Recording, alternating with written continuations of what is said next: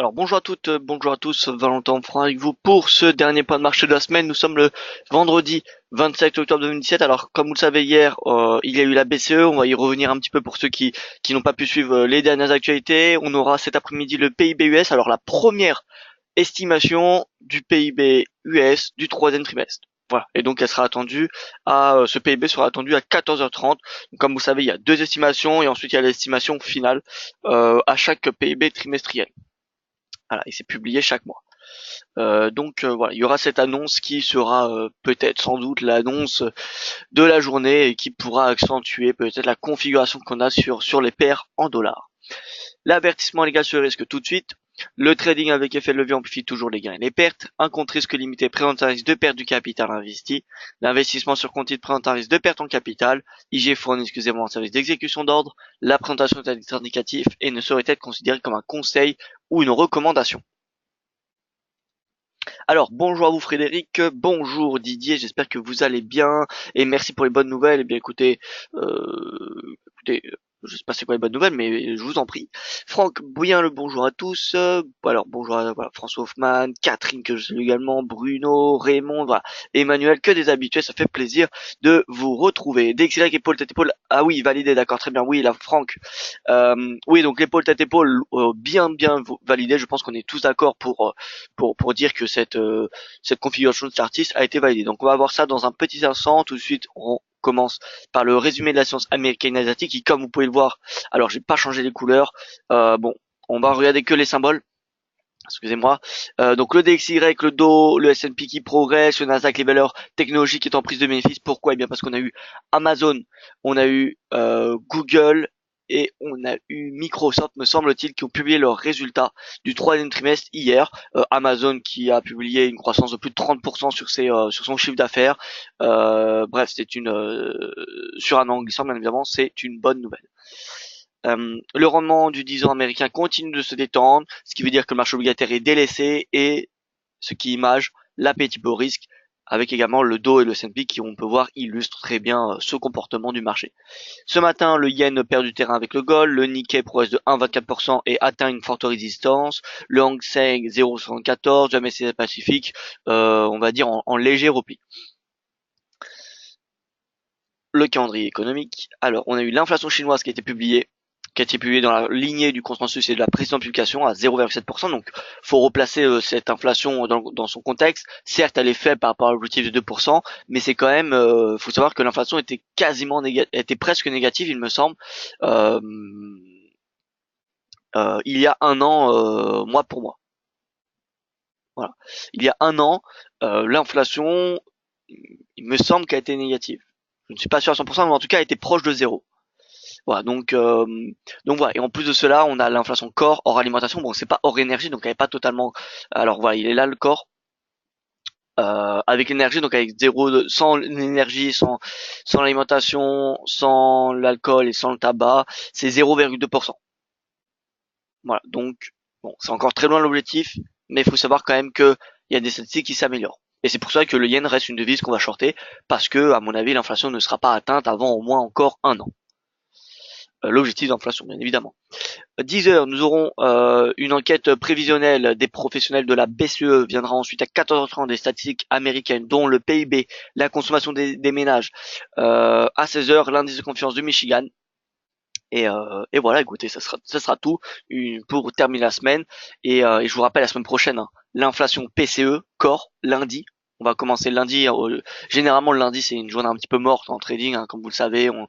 On arrive sur les marchés, c'est le lendemain, c'est la fin du week-end et il n'y a pas grand-chose. Et bien là, lundi prochain, nous aurons l'inflation PCE qui sera extrêmement suivie. Et ensuite, mercredi. Alors mercredi, nous aurons la Fed. Donc voilà, et on aura également la BOE dans la semaine, qui sera jeudi. Voilà, donc on aura quand même pas mal de mouvements pour cette première semaine de novembre, la semaine prochaine. Alors rapidement, on fait un point sur l'euro-dollar. Alors j'ai écrit un article dessus à ce sujet. Si vous voulez plus de détails, je vous invite à le lire. En gros, pour faire simple, la BCE a décidé de prolonger son QE après la fin de l'année. Actuellement, il est de 60 milliards d'euros par mois. La BCE a décidé de le prolonger jusqu'à septembre 2018 d'une hauteur de 30 milliards. Voilà. Les taux sont bien évidemment inchangés. Et qu'est-ce que nous a donné cette information? Elle nous a donné l'information que, eh bien, il n'y aura pas de hausse des taux avant 2019. Le marché qui spéculait en début d'année pour une hausse des taux en 2018, fin 2018, en fin de compte, il n'y en aura pas. Étant donné qu'il y a le QE qui est jusqu'à septembre 2018, on a du mal à imaginer que la BCE va augmenter ses taux en octobre, novembre ou décembre de l'année prochaine. Donc voilà, pas de hausse des taux encore pendant au moins un an. Le QE, Mario Draghi donc s'est exprimé, donc a annoncé que le QE sera prolongé et que il pourra même être prolongé au-delà, voilà, au-delà si nécessaire. C'est ce qui est indiqué dans le compte rendu et ce que a confirmé Mario Draghi. Donc peut-être que même on aura une inflation qui va être un QE qui va être jusqu'à 2019, c'est possible. En tout cas, voilà un petit peu l'annonce pour faire en bref. Et donc l'impact, il était baissier sur les paires en euros, comme vous pouvez vous constater. Les flux se sont redirigés sur le marché du forex, sur le dollar US, qui a confirmé son épaule inversée, avec une divergence haussière, mais également une divergence cachée haussière. Regardez ici.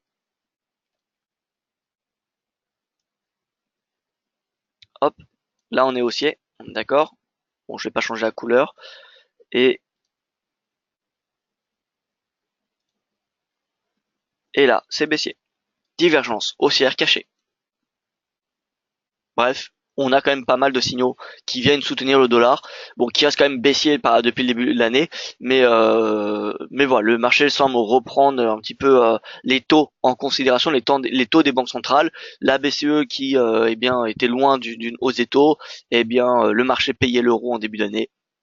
Voilà, je pense que maintenant le marché, enfin en tout cas en ce moment, bien évidemment c'est des flux, hein, ça change constamment. Mais le marché actuellement fait attention aux politiques monétaires.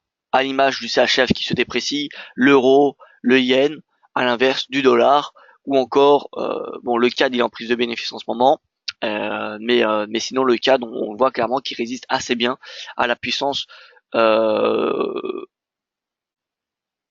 aux autres devises tout simplement. Voilà. Alors le DXY, donc l'épaule tête épaule inversée, a été validé. L'objectif théorique, c'est la hauteur de la tête. Et donc la hauteur de la tête, si on la reporte, c'est 96 points. 96 points, ça correspond à la moyenne mobile à 200 jours. Donc moi, plus que 96 points, ce que je vise sur DXY, c'est la moyenne mobile à 200 jours, qui est extrêmement importante, surtout, je dirais, sur le DXY. Voilà, quand on voit un petit peu ce mouvement, regardez, ouais, c'est très très propre. Donc moi, je suis haussier jusqu'à au moins cette moyenne mobile à 200 jours.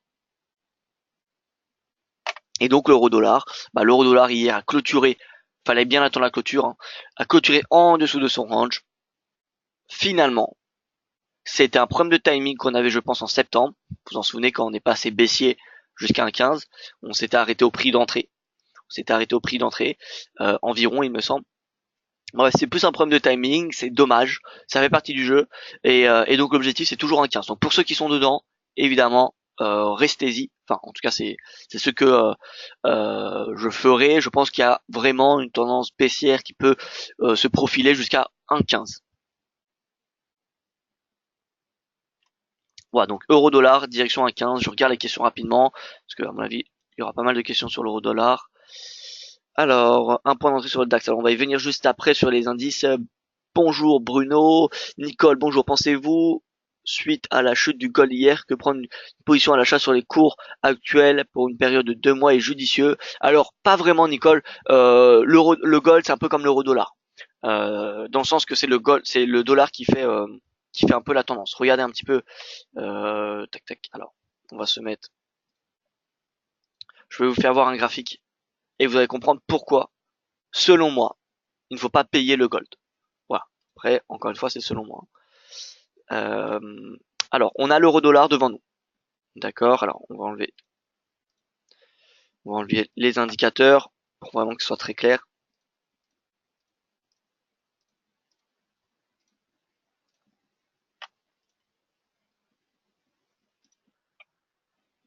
On va comparer à valeur. On va mettre le gold. Celui-ci.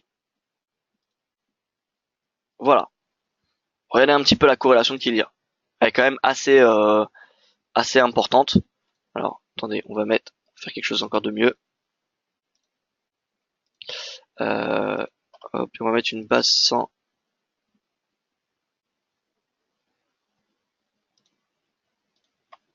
Voilà. Et donc on peut voir quand même qu'on a une assez bonne corrélation. Si on trace des lignes verticales, regardez sur le gold, le point haut, le point haut, le point haut, enfin le pivot, hein, pivot. Donc vous voyez que quand même on a une forte corrélation qui existe. Pourquoi? Eh bien parce que c'est le DXY qui drive un petit peu ces deux courbes. Bien évidemment, on n'a pas une corrélation totalement positive parce que dans l'euro-dollar, on a la politique monétaire de la BCE qui est intégrée au prix, alors que dans le gold, elle ne l'est pas vraiment. On a plus de la version risque qui est intégrée à ce prix. Mais on peut voir clairement qu'il n'y a pas que c'est pas un hasard si les cours réagissent de façon similaire. C'est tout simplement parce qu'ils sont cotés face au dollar. Donc si vous êtes baissier sur l'euro pendant plusieurs semaines, voire quelques mois, vous ne pouvez pas être haussier sur le gold. Voilà. Euh, ou alors ça va ne servir à rien. Donc voilà, ça dépend comment vous êtes positionné, Nicole. Si vous êtes à l'achat sur l'euro dollar, eh bien écoutez, ça semble cohérent de ce point de vue-là, alors d'acheter le gold. Mais si vous avez une opinion haussier sur le DXY, une opinion baissier sur l'euro dollar, honnêtement, y a aucune raison. En tout cas, je n'en vois pas comme ça des raisons pour acheter le gold. Ou alors peut-être un très faible montant par rapport à sa position de vente sur l'euro dollar pour un tout petit peu se couvrir, pour jouer la version risque, pourquoi pas. Mais sinon je ne vois pas, non. Honnêtement, payer le gold, ça me semble une mauvaise stratégie pour les 2 prochains mois en clair, pour d'ici la fin de l'année. En tout cas, pardon, pas d'ici la fin de l'année, mais d'ici mi-décembre. D'ici mi-décembre, parce qu'en fin d'année, pendant les périodes estivales, on a généralement la version risque qui revient.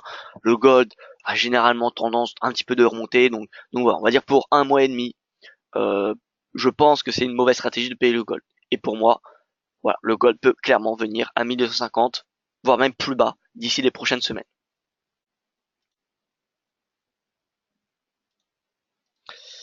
Euh, voilà, donc Nicole, comme vous avez dit, c'est exactement pareil, euro, dollar et gold. Franck, euro-dollar bien parti pour atteindre votre objectif qui était à 1,15. Oui, Franck. Alors, problème de timing, encore une fois, qu'on avait en septembre. Bon, c'est pas grave, hein. Ça fait partie du jeu. Et oui, c'est 1,15 pour ceux qui sont toujours à la vente. Bonjour, Valentin, j'espère que vous allez bien. Alors oui, moi je vais plutôt bien. Un mot sur l'USD Yen, merci. J'espère que vous allez bien également. Ouais, oui, donc l'USD Yen haussier, les flux, comme je l'ai dit, reviennent sur le DXY après une déception venant de la BCE, alors que le marché avait déjà pricé ce QE, hein. On en avait parlé hier matin, ce n'était pas un hasard, hein. On avait parlé comme quoi la BCE probablement continuerait son QE jusqu'à septembre 2018 et une hauteur de 30 milliards d'euros par mois. Voilà. Et c'était purement le cas. Alors pourquoi il a baissé? Eh bien parce que forcément ça n'a pas été intégré totalement au prix. Il n'y avait pas 100% du marché qui anticipait cette comment dire ce scénario-là. Donc faut savoir que sur l'euro-dollar, on avait quand même une baisse depuis le point haut de l'ordre de près de, alors je vais pas vous dire de bêtises, de 22%. Euh, donc euh, donc voilà, au total depuis que le marché price cette annonce-là, on a environ une baisse de 4%. Et donc les flux forcément reviennent sur le DXY, comme on peut le voir ici. Regardez, depuis le point bas, le DXY prend 4%. Alors donc l'USD Yen c'est haussier, maintenant je m'attends pas à un fort momentum avant le PIB. Encore une fois, là ce qu'il faut regarder prochainement pour les prochaines séances, c'est le PIB aujourd'hui, l'inflation PCE lundi, et ensuite la Fed, le compte rendu de la Fed. Il n'y aura pas de discours de Janet Yellen, mais ce sera juste un compte rendu qui sera publié mercredi soir. Voilà, ces trois rendez-vous sont vraiment attendus par le marché et ce sera les rendez-vous qui permettront au DXY d'atteindre ou non sa moyenne mobile à 200 jours. Peut-être, c'est possible, je ne dis pas que ça va être le cas, mais c'est possible que jeudi prochain, le DXY ait atteint la moyenne mobile à 200 jours. C'est possible. Si on a un PIB aujourd'hui qui est convenable, si on a une inflation qui dépasse le consensus ou qui, en tout cas, s'améliore aux États-Unis lundi, et que le compte rendu soit plutôt avec le même cap que les précédents, c'est-à-dire plutôt confiant aux taux, il n'y a aucune raison que le DXY n'atteigne pas sa moyenne mobile à 200 jours. Donc moi je suis haussier sur le dollar. Je suis haussier, l'USD yen, donc tout va dépendre du PIB aujourd'hui, mais concrètement la tendance est haussière. Si on se base que d'un point de vue d'analyse technique, le momentum reste toujours sous cette oblique. Personnellement, je pense qu'il va être cassé. Mais après, c'est la spéculation, on n'a pas encore le signal. Pour le moment, c'est que une hypothèse. Mais je pense qu'il va être cassé, ce qui permettra à l'USD yen d'atteindre les 115 d'ici les prochaines séances. Aujourd'hui, en intraday, je pense qu'on est quand même sur un niveau assez élevé, mais donc là, la prochaine résistance importante, elle est à 114,35. Voilà, est-ce que ça vaut la peine pour 10 pips? Je ne sais pas. Maintenant, en swing trading moyen terme, 115 et voire même 118. 118, on peut déjà le noter. C'est une possibilité pour décembre. En décembre, c'est fortement possible. Enfin, c'est possible que le DXY atteigne 118. Ce qu'il faut bien comprendre, c'est qu'on va se concentrer prochainement sur les paires en dollars face à des devises faibles. Quelles sont les devises faibles en ce moment? On va retrouver le yen, le CHF et l'euro. C'est concrètement les trois politiques monétaires les plus faibles. Si on regarde un petit peu, on regarde un peu sur le site, on va mettre le calendrier des banques centrales. On va prendre les trois taux les plus bas. Yen, moins 0,10. CHF, moins 0,75. Bon, GBP, mais GBP, attention, on va l'exclure parce que vous savez que c'est pas, voilà, c'est pas non plus, on va probablement hausser des taux jeudi prochain. Je préfère vous prévenir, probablement, hein, c'est pas sûr. Mais sinon, l'euro 0%. Donc on voit bien clairement que on a une politique monétaire euro, CHF et yen en accommodante et avec encore une marge accommodante. C'est-à-dire que bien la BCE, fin du QE, pas avant septembre 2018, la BOJ, taux négatif encore relativement longtemps, encore au moins un an. Le CHF, c'est pareil au vu des statistiques macroéconomiques. Donc voilà, on a vraiment une perspective de hausse sur l'USD yen, l'USD CHF et en baisse sur l'euro dollar. Donc l'USD yen, moi à moyen terme, je suis haussier jusqu'à 118. L'USD CHF, la parité a été atteinte. Voilà, donc pour ceux qui ont atteint l'objectif, pour ceux qui ont suivi le scénario du mercredi 18 octobre, un peu moins de 10 jours, 180 pips, c'est plutôt pas mal. Est-ce que ça va s'arrêter à la parité? Je ne pense pas, au vu de ce que je viens de vous dire des politiques monétaires, des divergences des politiques monétaires entre la Fed et ses trois banques centrales. Donc l'USD-CHF, moi je continue d'être haussier, on aura peut-être une stabilisation du cours autour de ce niveau de prix pendant une semaine, peut-être, voire plus, je ne sais pas. Mais je pense clairement qu'il peut venir à 1,02 voire même 1,03 d'ici la fin de l'année. Voilà, mais le momentum, il pourrait un petit peu ralentir. Regardez le RSI quand même journalier. On est sur un niveau de momentum qui est quand même assez important. Si on regarde par rapport à l'historique, voilà, on est donc là comme ça. Si je dézoome depuis 2015, vous voyez quand même, on s'approche de la zone d'excès.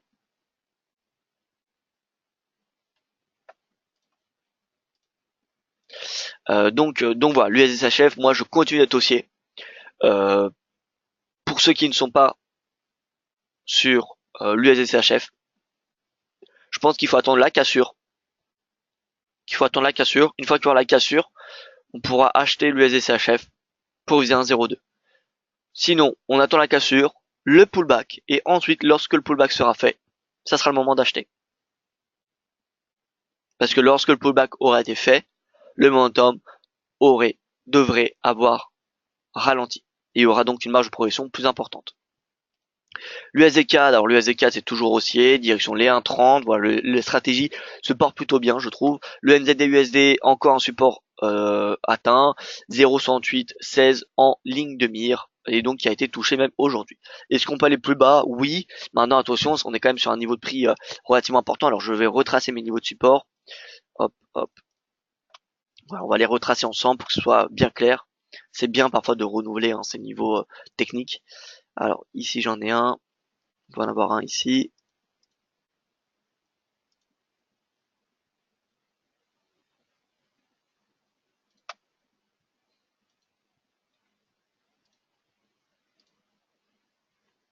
Voilà, donc le niveau de support, je les ai un petit peu espacés pour que ce soit un peu plus lisible. 0,68. Voilà, 0,68 tout simplement. 0,67, allez, 0,67,73, c'est le niveau de support important.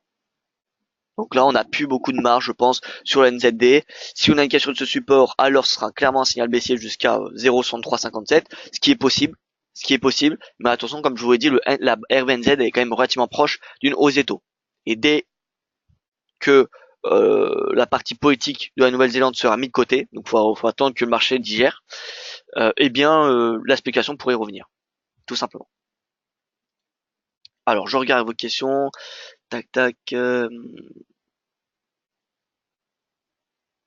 Oui Bruno. Alors la hausse du DAX sera-t-elle logiquement proportionnelle à la baisse de l'euro-dollar? Alors si vous dites proportionnel, est-ce que ça veut dire en pourcentage ou pas? En tout cas, oui, il y aura une hausse qui sera soutenue par la baisse de l'euro-dollar. Il y a une corrélation négative qui existe entre l'euro-dollar et les indices européens. Ça ne fait pas tout, bien évidemment, mais on a des phases où l'euro-dollar a une corrélation très importante avec les indices européens. Donc il n'y aura pas une façon, il y aura pas une corrélation proportionnelle, c'est-à-dire que si l'euro-dollar baisse de 2%, alors le DAX montera de 2%. Non, mais c'est simplement un mouvement opposé. Il y aura un mouvement opposé. Maintenant, il y a dans un scénario où l'euro-dollar n'a pas vraiment de corrélation avec les indices européens, c'est lorsqu'il y a de l'aversion pour risque. Lorsqu'il y a de l'aversion pour risque, le taux de change peut être haussier ou baissier, il n'y aura pas vraiment de corrélation.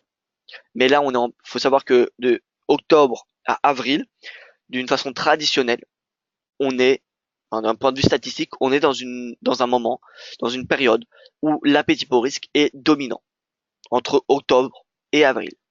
Donc concrètement, le taux de change devrait avoir un impact quand même plutôt important pendant les prochains mois. Bon, on va y venir sur les indices. Je regarde rapidement. Alors, tac, tac, tac. Très intéressant votre analyse. Merci Nicole. Catherine, USDCAD et AUDNZD en intraday et ID d'entrée SVP. Alors l'USDCAD, je reviens rapidement en intraday.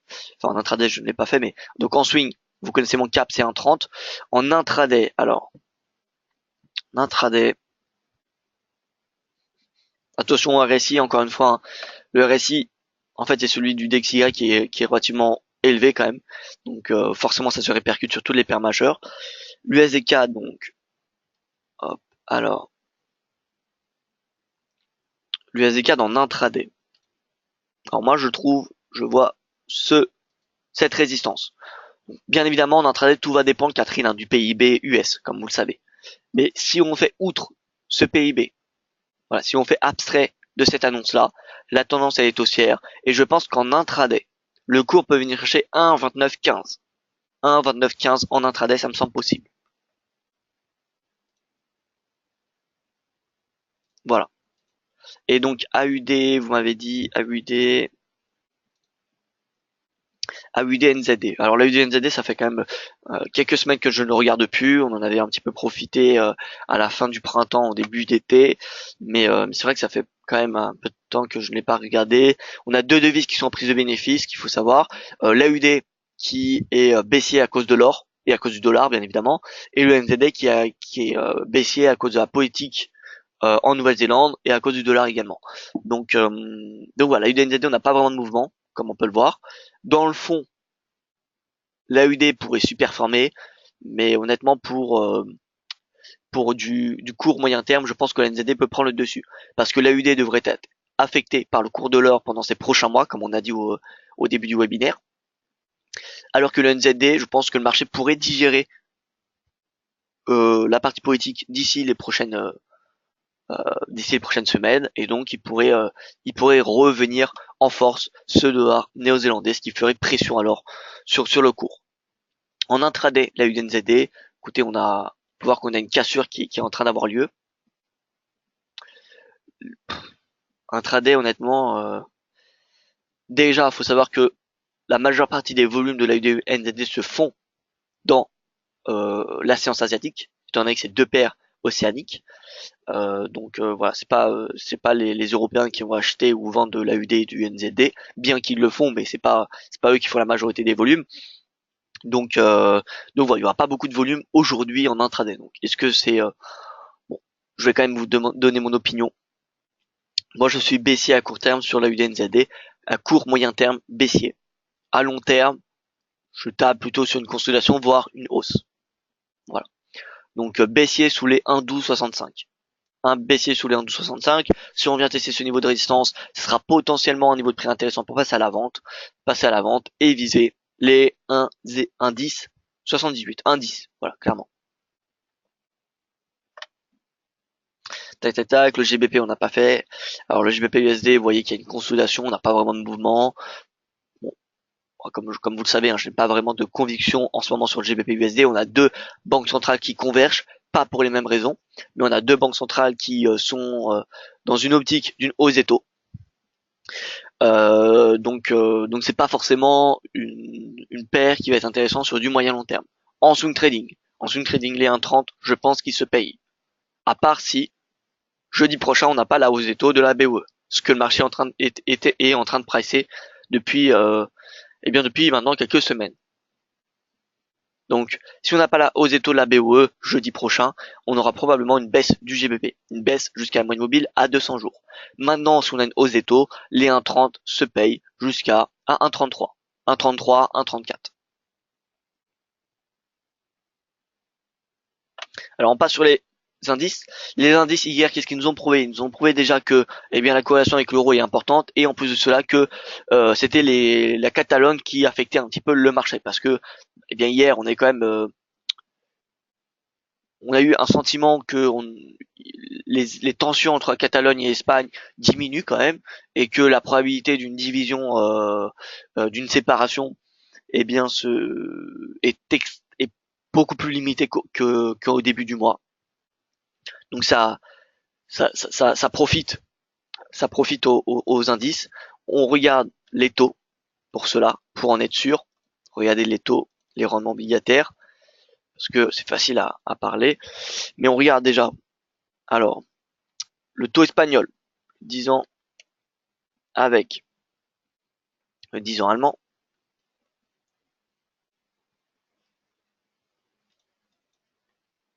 Et vous voyez, il baisse. Il baisse. Donc c'est bénéfique. C'est bénéfique. Vous voyez qu'on a quand même une marge de progression où où le spread peut revenir à 1 point. Actuellement, il est à 1,10. Donc on a 10 points de base de baisse de progression, de potentiel. Après, on sera quand même sur d'un spread quand même relativement bas. Donc voilà, ce qui profite bien évidemment au marché, ce qui profite également à l'euro-dollar. Si on regarde le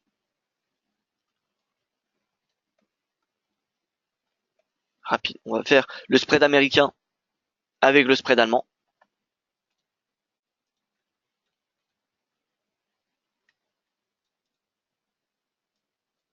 On va le superposer avec l'euro-dollar et regardez un petit peu ce spread, il est quand même assez joli. Enfin, cette corrélation, pardon, elle est quand même assez jolie.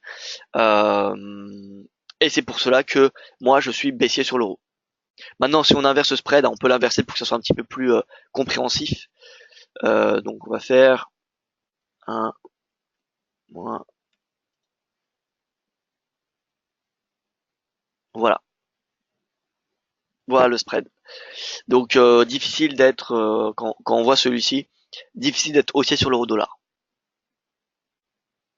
Voilà. Et pourquoi on a un spread qui augmente? Eh bien parce que la Fed, la probabilité d'une hausse des taux de la Fed augmente. Donc un durcissement des taux directeurs de la Fed, c'est des rendements obligataires souverains qui augmentent. Et dans l'Union européenne, on a la BCE qui remontera pas ses taux avant 2019. On a un QE qui est prolongé, donc des taux qui vont rester relativement bas, étant donné que la Banque centrale va continuer d'acheter des dettes. Et donc voilà, le spread augmente. Le spread augmente. Bon là c'est le spread inversé, donc forcément s'il diminue, c'est dire qu'en réalité il augmente. Donc le spread augmente. Ça fait pression sur l'euro, c'est bénéfique pour le dollar et c'est bénéfique pour les marchés actions. Pour les marchés actions européens qui respirent. Voilà, donc on a un double facteur qui viennent justifier cette hausse des marchés actions. On a la baisse de l'euro et la baisse des spreads au sein de l'UE. Si on a regardé le spread Espagne-Allemagne, se raccourcit. Il se raccourcit, donc on a une confiance accrue, une confiance qui s'améliore de la part des investisseurs dans la zone euro. Voilà, c'est ce qu'il faut comprendre. Donc voilà, je suis haussier, hein. Haussier, bien qu'on avait une divergence baissière, c'était difficile comment dire, d'anticiper la Catalogne hier, et c'est pas mon trader les annonces comme la BCE, c'est un petit peu en tout cas ce n'est pas mon style. Donc voilà, on avait une corrélation, on avait une divergence qui n'a pas été validée sur l'Eurostock, ça n'avait été validé que sur le DAX il me semble. Alors je ne sais plus exactement, bref. On a une couture haussière. Le CAC vient chercher ses plus hauts à 5500. On s'y approche. Attention au RSI qui arrive quand même sous une résistance de momentum. Donc on va avoir probablement une consolidation sous les 5500 points du CAC. Le DAX, le R1 mensuel a été touché. Prochaine résistance, le R2 mensuel. Le R2 mensuel, on peut également tracer sur le graphique hebdo peut-être une ligne de tendance qui va chercher tous les points hauts. Alors, je regarde les questions en temps que ça charge. Alors GBP-CHF, j'y vais venir Didier. Tac tac. Oui, donc AUD aussi. AUD est faible depuis une semaine. Oui, Nicolas, faible depuis une semaine à cause de la baisse du cours de l'or. Donc ensuite, j'ai pas mal de questions sur le forex. Voilà, il y a beaucoup de questions. Alors, je vais répondre aux questions après. Je fais un tour de tous les actifs et ensuite je viens répondre à toutes les questions. Donc le DAX, qu'est-ce que nous avons? On peut tracer peut-être cette oblique là. Vous voyez, qui vient chercher, oups, excusez-moi, qui vient chercher le point haut donc de 2000, point haut de 2000, point haut de 2015. Et voilà. Donc là, on aura une forte zone de résistance. On aura une forte zone de résistance où le marché devrait prendre de bénéfices à l'image des 5500 points sur le CAC 40. Donc les 5500 points devraient coïncider sur le DAX avec cette oblique haussière. Donc proche des 13 320 résistance. Si on a un breakout, tant mieux. On pourra prolonger les stratégies acheteuses beaucoup plus haut. L'Eurostoxx, lui, a encore une petite marge de progression avant de revenir chercher ses plus hauts de 2017 et ses plus hauts de 2015 à 3800, 3900. Donc moi, comme vous le savez, l'Eurostoxx, je suis haussier jusqu'au précédent plus haut annuel à 3600, 3700. Voilà, 3700, premier objectif. Deuxième objectif de moyen terme, 3850. Voilà. Donc deux objectifs, un de court, un de moyen terme. Tac tac tac. On va pas faire Wall Street. Hein. Wall Street, vous savez, hein, plus haut sur le Dow Jones, plus haut sur le S&P. La stratégie reste haussière, malgré le fait que Wall Street est en surchauffe. Tant que la tendance est haussière, faut continuer les stratégies acheteuses. Maintenant, nous interrogerons aux positions vendeuses dès lors que nous aurons un retournement de la tendance, qui est pour le moment loin d'être le cas.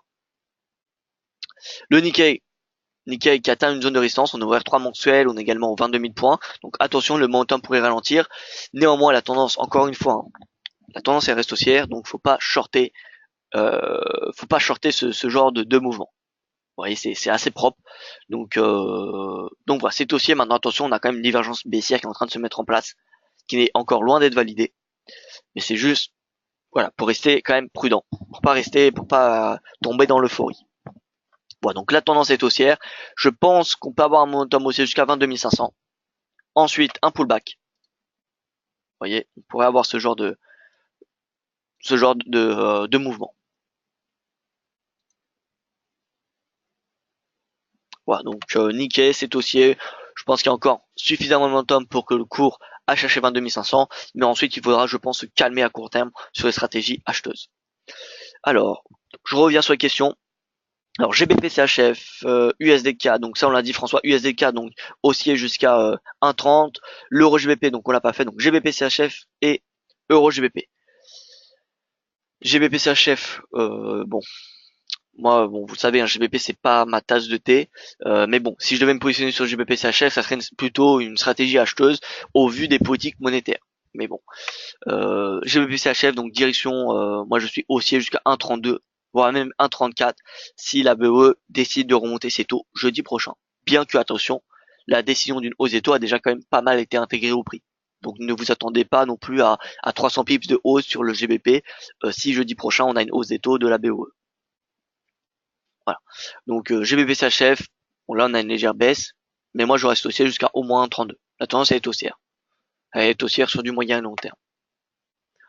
L'euro GBP, alors l'euro GBP bien évidemment a été quand même assez atteint hier au vu de la BCE, retour à 0,8845 et je pense qu'il peut clairement revenir la semaine prochaine à cette moyenne mobile à 200 jours. Donc, la semaine prochaine, ce qu'il faudra surveiller pour les traders de l'euro GBP, c'est l'inflation de la zone euro qui sera publiée mardi et la Banque d'Angleterre, donc la décision des taux de la Banque d'Angleterre jeudi. Voilà. Et je pense clairement que on aura un euro GBP à la moyenne mobile à 200 jours la semaine prochaine, en fin de semaine prochaine. Voilà, donc ça c'est répondu. Tac, tac. La paire à trader aujourd'hui. Bien écoutez, la paire à trader, on en a plusieurs. Hein. Alors comme je l'ai dit, hein, l'euro dollar 1,15. Alors c'est pas une stratégie intraday bien évidemment, mais bon pour avoir une stratégie intraday vous pouvez viser les 1,16 par exemple. Voilà 1,16 en intraday. Mais sinon donc euro dollar 1,15, USD yen en swing 115, 115,50, il y a ce niveau-là. Donc c'est 115, voilà 115,20. Et à moyen long terme c'est 118. L'USD CHF on a la parité. À moyen terme 1,02. Voilà maintenant si vous êtes déjà quand même pas mal exposé sur dollar, attention de ne pas vous surexposer. Hein. D'accord. Voilà. Et sinon, on a également le gold. Hein. Gold, stratégie baissière. Moyenne mobile à 200 jours, c'est ce qui était prévu hier. 1250, c'est le prochain objectif. Prochain objectif, 1250. Mais encore une fois, le gold, c'est coté face au dollar. Donc attention à ne pas vous surexposer au dollar. Si vous voulez un autre actif que le dollar, vous avez l'euro que vous pouvez shorter. L'euro, la tendance qui va être haussière face à l'euro, mis à part le dollar. Alors il me semble qu'on a l'euro CAD peut-être. Alors laissez-moi vous confirmer cela. Non, l'euro CAD c'est pas forcément la meilleure. L'euro GBP, hein, moi je vois que celle-ci. Voilà, si vous voulez faire abstrait du dollar, l'euro GBP à la vente, ça peut être intéressant jusqu'à la moyenne mobile à 200 jours.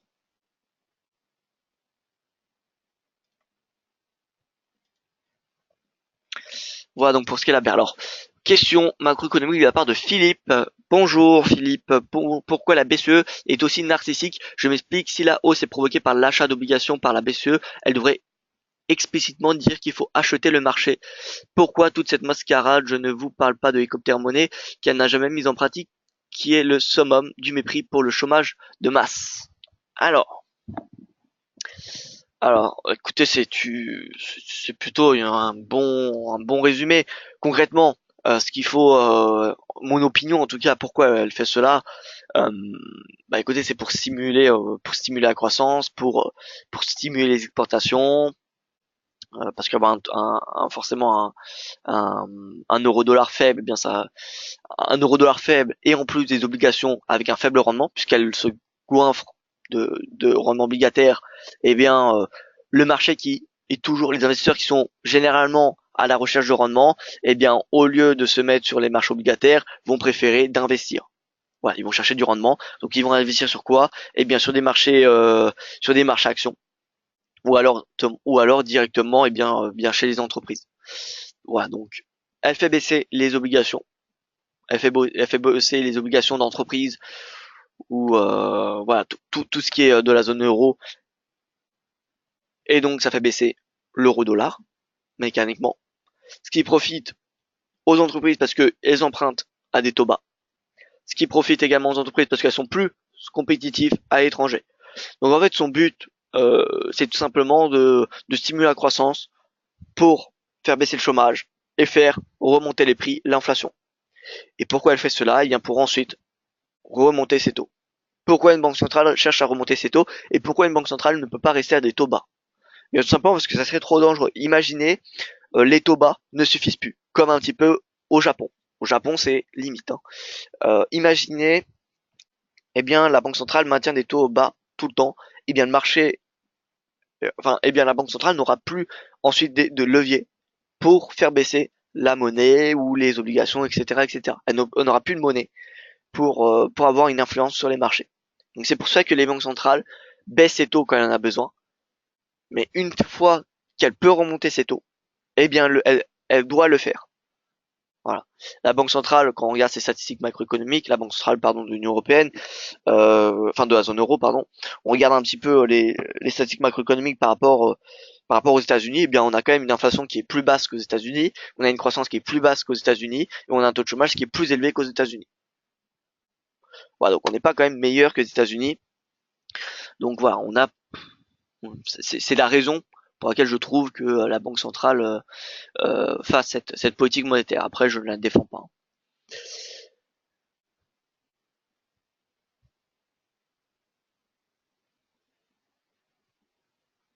Le FTSE 100, qu'en pensez-vous à court terme de la part de Catherine? Le FTSE 100, eh bien écoutez, à court terme, moi je vois que le GBP il est quand même baissier face au dollar. Il est baissier face au dollar, donc ça vient, je dirais, soutenir le FTSE. Euh, Néanmoins, il faut savoir que toute hausse du GBP est néfaste pour le FTSE.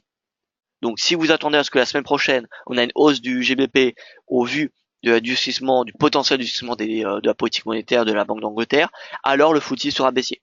Donc moi j'ai plutôt un avis baissier sur le FTSE la semaine prochaine. Je dirais qu'un retour à moyenne mobile à 200 jours est fortement possible. Voilà. Donc FTSE court terme, Catherine, pour moi 7400 ça me semble envisageable.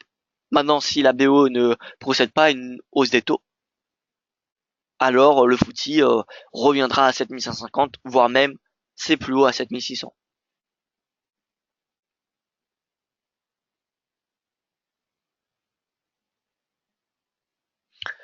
Voilà, écoutez, moi je n'ai plus rien à rajouter. On va faire un petit mot sur le pétrole quand même. Le pétrole qui est intéressant. Pourquoi? Bien parce qu'on casse cette oblique. Attention, ne pas se précipiter. Attendons la clôture hebdomadaire. Moi, c'est le conseil que je peux vous donner. Attendez la clôture hebdomadaire. On est quand même dans une oblique baissière qui date depuis 2015, depuis plus de 2 ans. Donc, une clôture journalière, est-ce que c'est suffisant? Peut-être. Mais la meilleure façon de le savoir, c'est d'attendre la clôture hebdomadaire. Au moins, nous serons sûrs. Allez, la clôture hebdomadaire, on n'y est pas encore. Donc voilà. Attendons vendredi, attendons ce soir. En plus, prendre des stratégies swing trading un vendredi, est-ce que c'est bon? C'est possible. Hein. Je défends cette hypothèse. Je défends les prises de risque le vendredi pour du swing trading. Mais voilà, on est attendons, je pense, lundi matin pour se positionner sur le pétrole. Le pétrole ne va probablement pas ressurgir, aller jusqu'à 55 dollars d'ici ce soir. Donc voilà, patience aujourd'hui sur le pétrole. Voilà, écoutez, merci à vous pour votre attention. Je vous souhaite un excellent week-end et je vous donne rendez-vous en attendant sur le site dfx.fr pour davantage d'actualités et d'analyse. Euh, donc voilà, merci pour votre fidélité, merci pour votre attention et à lundi pour le prochain webinaire.